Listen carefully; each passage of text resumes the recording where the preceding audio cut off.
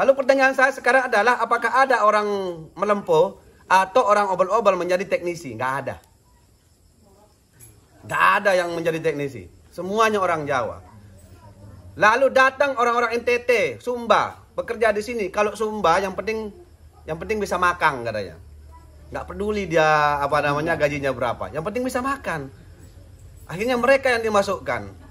Nah, ini yang kemudian saya bilang bahwa ada pekerjaan yang lebih besar daripada hanya misalnya permintaan nanti kalau saya menang tolong Pak perhatikan kita ini wajib kalau itu. Wajib kalau itu ya. Tetapi ada dewan itu harus bersuara. Nah, apakah saat ini dewan yang mewakili Kecamatan Sembelia ini pernah membicarakan itu? Saya yakin tidak pernah.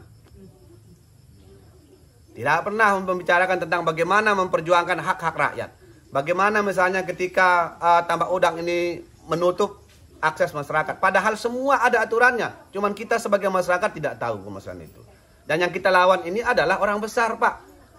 Pengusaha-pengusaha besar. Tetapi kalau kita bersatu, dewan mendukung Bapak, dewan nanti ngomong sama bupati, dewan nanti yang ngomong sama kepala dinas, sehingga itu kemudian kita perjuangkan bersama-sama.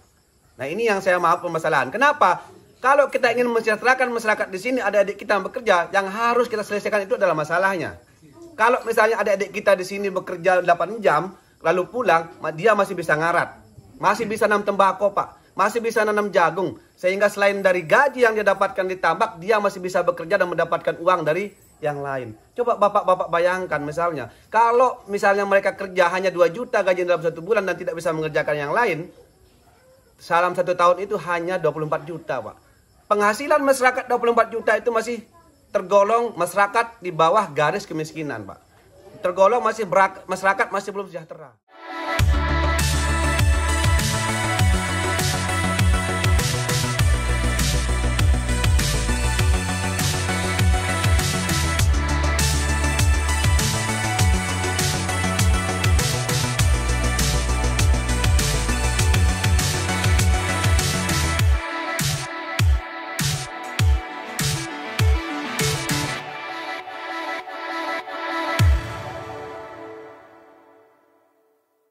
Bismillahirrahmanirrahim.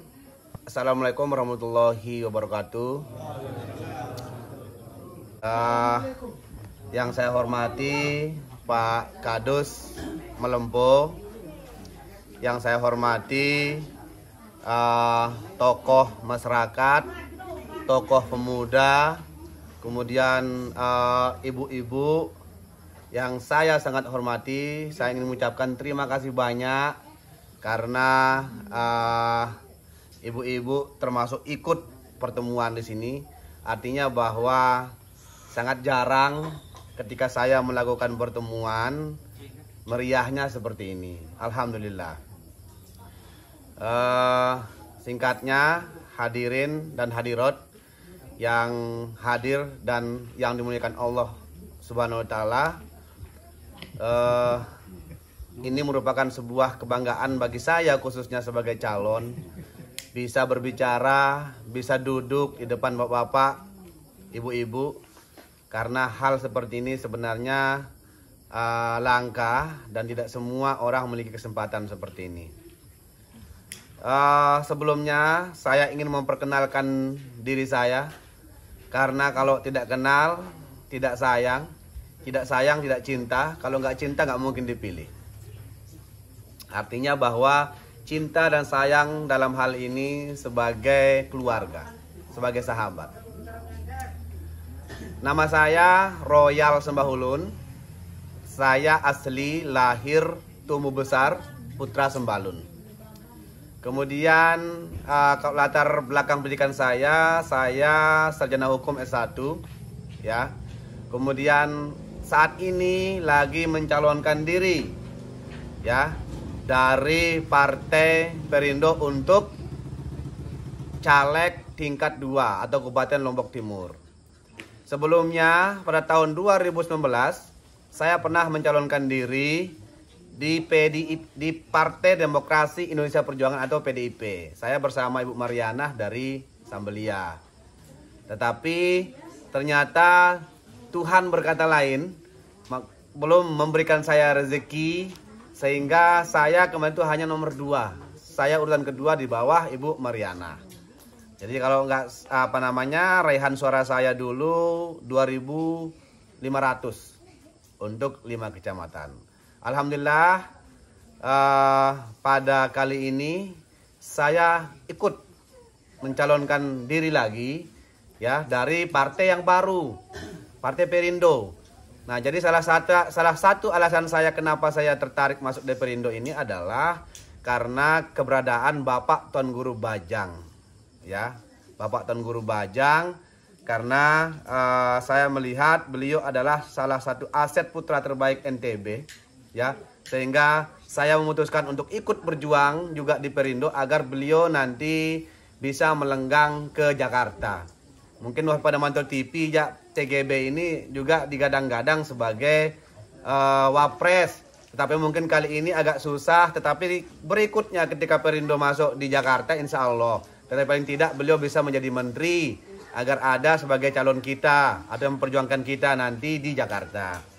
Nah, sebenarnya sebelumnya tahun lalu, kalau nggak salah tahun 2018, pas setelah gempa itu saya sempat ketemu juga sama Pak Kadus. Sempat bicara-bicara juga tentang masalah-masalah kita semua di sini. Tetapi sayangnya saya cuma sekali pada saat itu ketemu. Ndekku ketik malik, saya nggak datang kembali sehingga ya saya nggak dapat dukungan. Karena sekali datang lalu hilang, sayang hilang ini. Tapi ya Pak Kadus bukan nolak saya, enggak. Tetapi saya yang diperkenalkan sama teman saya. Kebetulan teman saya ini namanya Pak Karin, teman kampung, teman saya sekolah, ya sempat dikenalkan, tetapi saya tidak follow up kembali. Nah, ibu-ibu, bapak-bapak, kakak-kakak saya, adik-adik saya yang berbahagia, ya.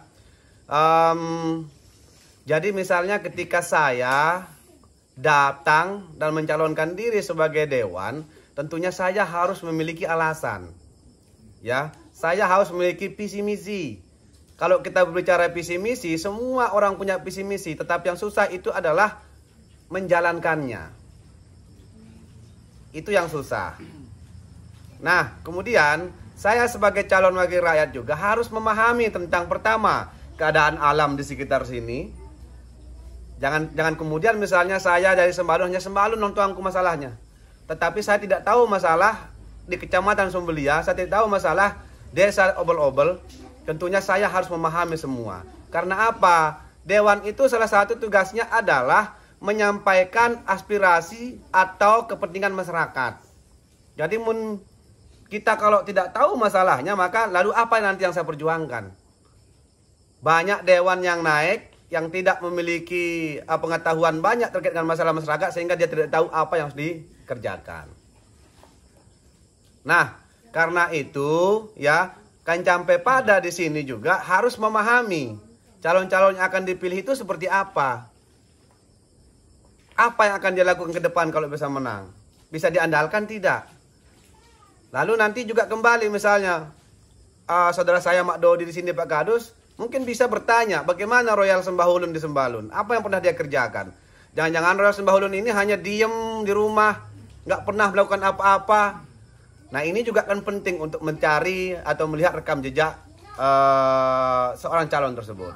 Nah, kalau kita berbicara persoalan Kecamatan Sembelia secara umum, banyak sekali permasalahan, ya. Karena seorang dewan itu nantinya tentunya tidak hanya tugasnya rawat jalan, tidak hanya tugasnya ngasih bansos, tidak hanya tugasnya kaitannya dengan permasalahan yang jangka pendek atau instan, tetapi seorang dewan ini jauh lebih besar tugasnya. Bagaimana memperjuangkan masyarakat secara umum, bagaimana memperjuangkan wilayah Sembelia secara umum. Lalu apa permasalahan-permasalahan yang ada di Sembelia, di Obel-Obel sampai misalnya Madayin sana? Kalau saya melihat ya, titik permasalahan, salah satu permasalahannya adalah kurangnya perhatian pemerintah. Karena apa? Madayin itu adalah desa paling jauh di Kabupaten Lombok Timur. Itu statusnya. Berarti Obel-Obel tetangganya desa paling jauh. Kalau kita berbicara misalnya desa apa yang paling utara di Lombok Timur, maka Obel-Obel Madayin. Kemudian kalau kita berbicara Desa apa yang paling jauh di selatan? Ada Ekas di sana. Nah, kita ini paling pojok. Biasanya paling pojok ini biasanya tertinggal, Pak. Biasanya perhatian kurang. Nah, karena itu Dewan itulah sebenarnya tugasnya bagaimana berkomunikasi dengan bupati, bagaimana berkomunikasi dengan pemerintah untuk melakukan pembangunan di kawasan yang kita perjuangkan.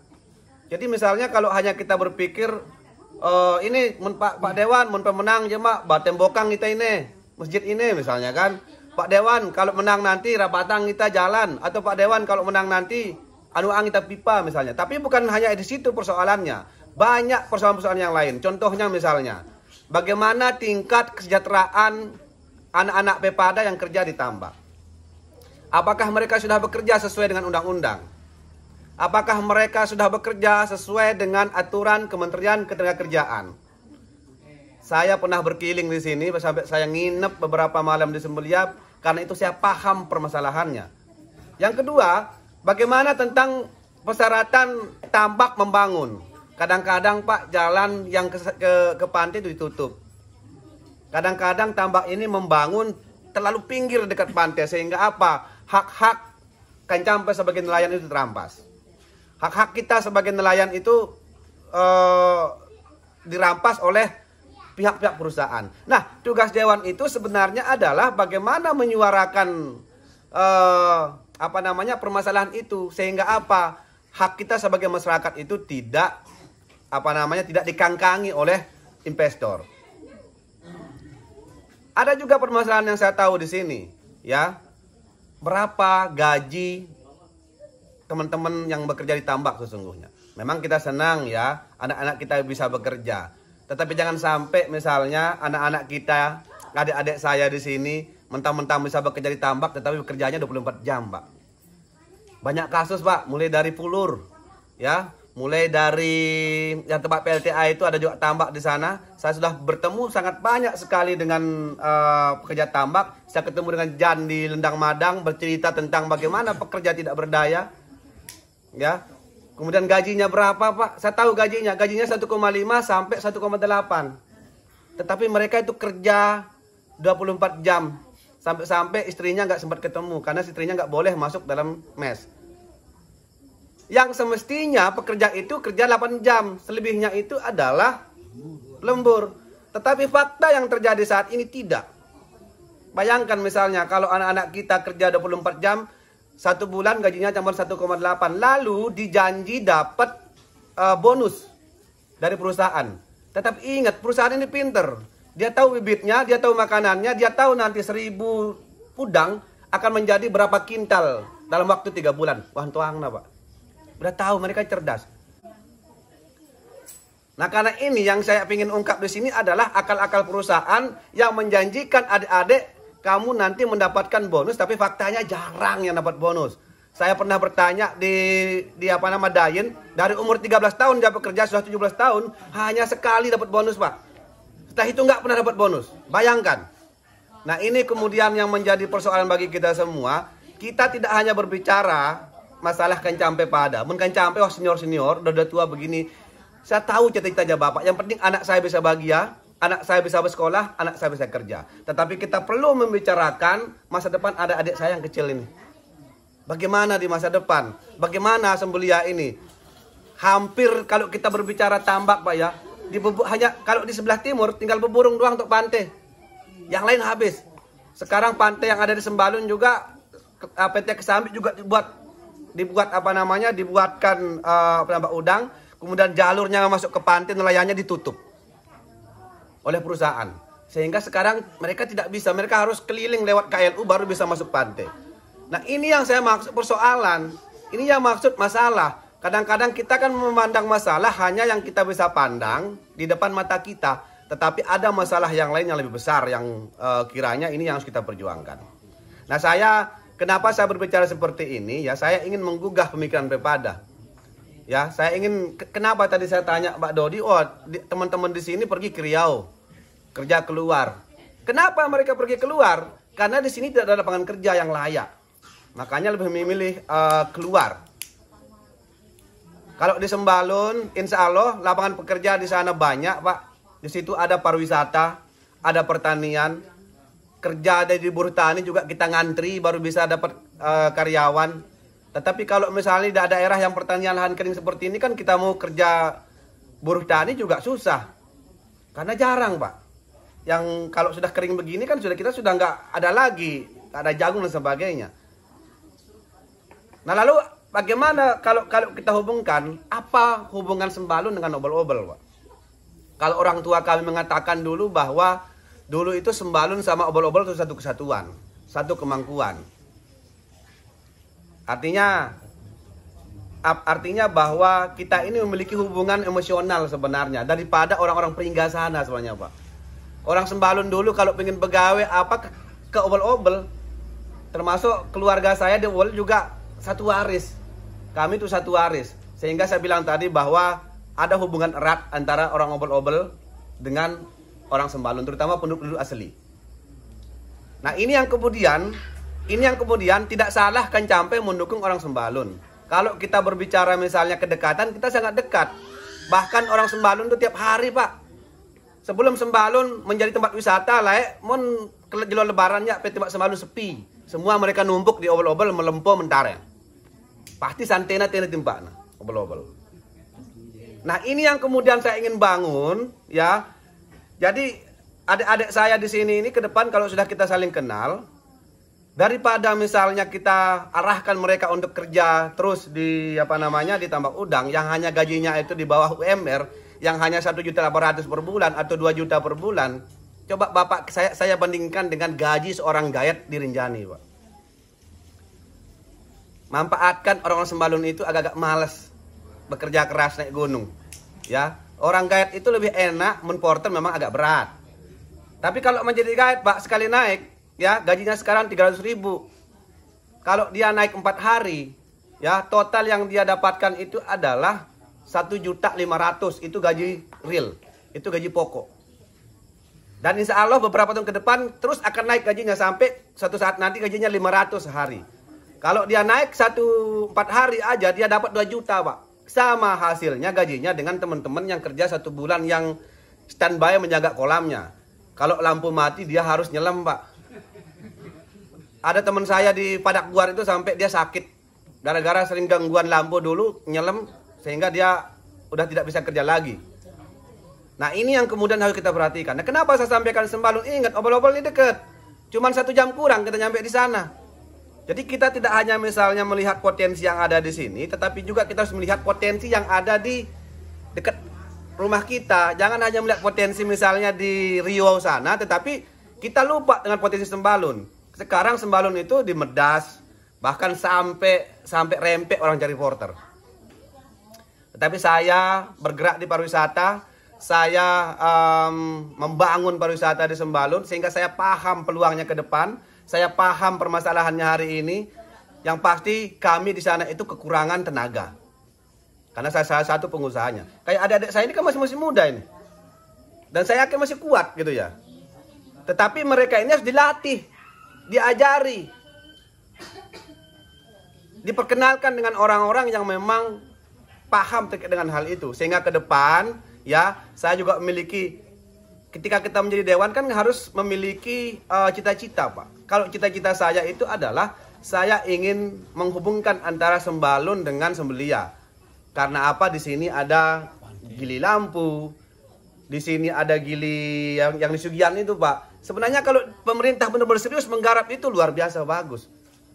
Di sini ini dekat dengan Senaru, dekat dengan Sembalun. Sembalun itu merupakan kawasan strategis pariwisata nasional, kawasan strategis nasional yang pasti akan terus dibangun. Sehingga nanti kalau misalnya wisatanya maju, orang kita jual paketnya ke sini, Pak. Adik-adik di sini nelayan kita jual paket mancing, kita jual paket mana. Kalau kita jual ikannya 35.000 per kilogram, ikan bagus, tetapi kalau kita jual paketnya itu bisa lebih mahal. Tetapi kan kita masih belum saling kenal, belum saling dekat, dan ini semua adalah bisnis, Pak.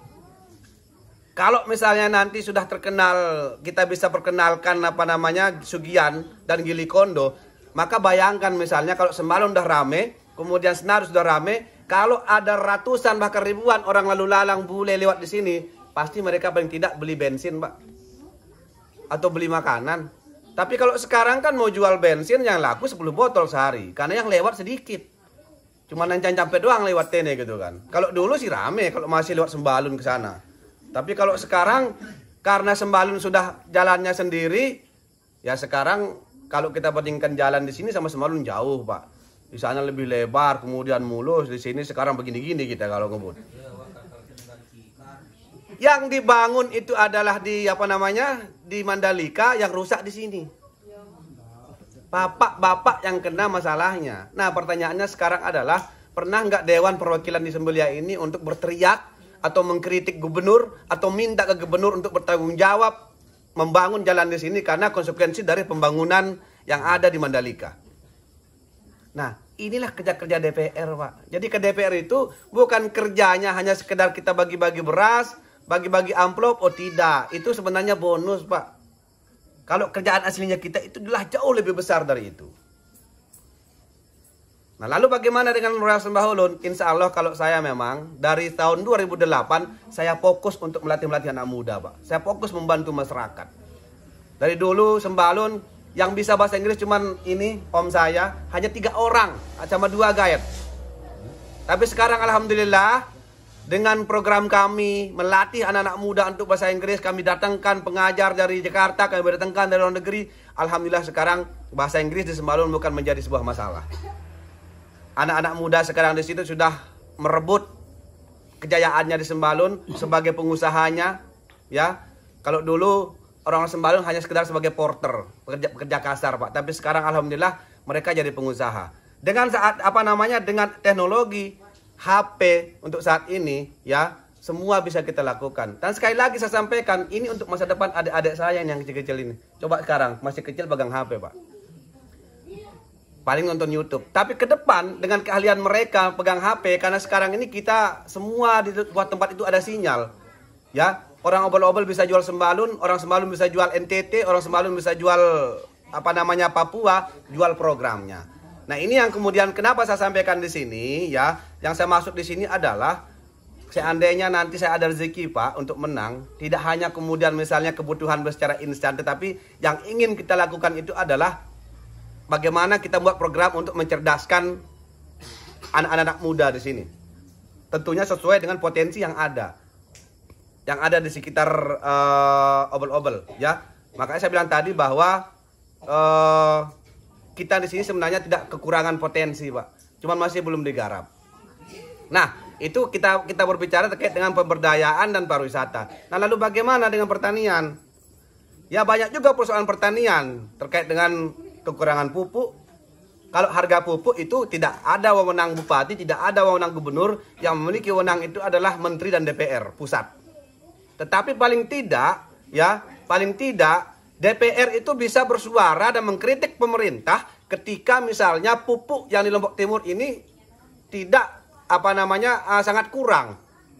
Karena ini tergantung kecakapan bupati, lobinya bupati untuk mendapatkan jatah. Karena di Indonesia ini sangat banyak kabupaten, Pak, yang harus berjuang. Tetapi persoalannya, kembali saya sampaikan, pernah nggak DPR yang mewakili Sembelia ini berbicara atau mengeluarkan statement di koran terkait dengan misalnya bagaimana Sembelia ini kekurangan pupuk?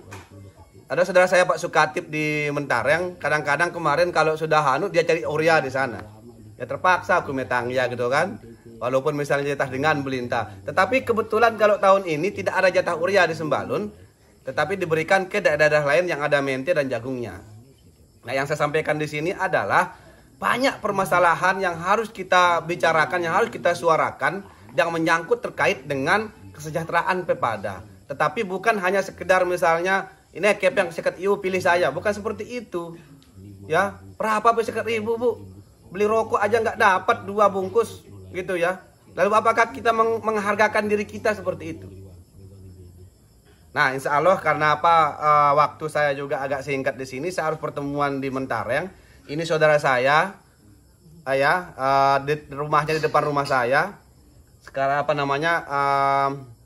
sahabatnya Ahmad Dodi, ya.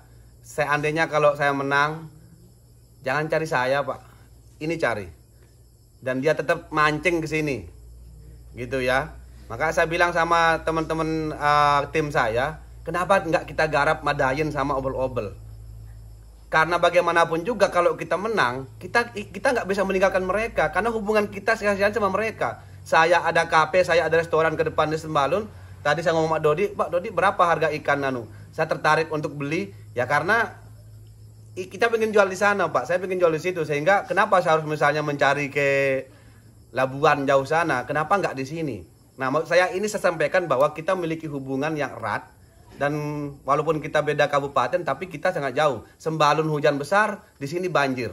Artinya makanya itu saya bilang bahwa kita ini memiliki ketergantungan, kita memiliki keterkaitan. Salah satunya adalah yang ingin saya kembangkan di masa depan itu, bagaimana misalnya, karena saya pengelola Bukit Pergasingan Pak. Adek, ya, Bukit Pergasingan itu saya yang kelola selama 35 tahun.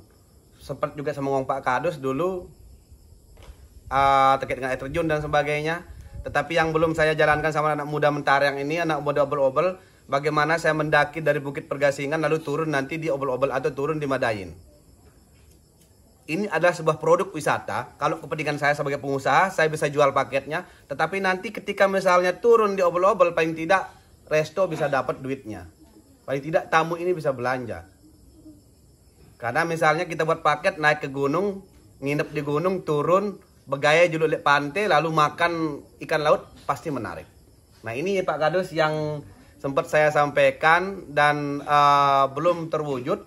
Dan satu hal Pak Kadus sebelum saya tutup ya, kita harus melihat potensi secara umum di Lombok. Di Lombok ini ada dua potensi yang paling utama, itu adalah pertanian dan pariwisata. Kalau pertanian mungkin kita masih kalah dengan daerah lain, kalah dengan daerah Jawa, kalah dengan Sumatera, tetapi pariwisata kita nomor satu Pak. Pariwisata nomor satu. Karena itu kalau saya katakan bahwa masa depan anak-anak muda di Lombok itu sebenarnya banyaknya di pariwisata di masa depan. Pariwisata ini kita tidak hanya berbicara soal kita harus menjadi guide atau terlibat langsung, tidak. Tetapi pariwisata ini akan menyerap tenaga kerja yang banyak. Pariwisata ini tentunya akan menyerap ikan yang banyak.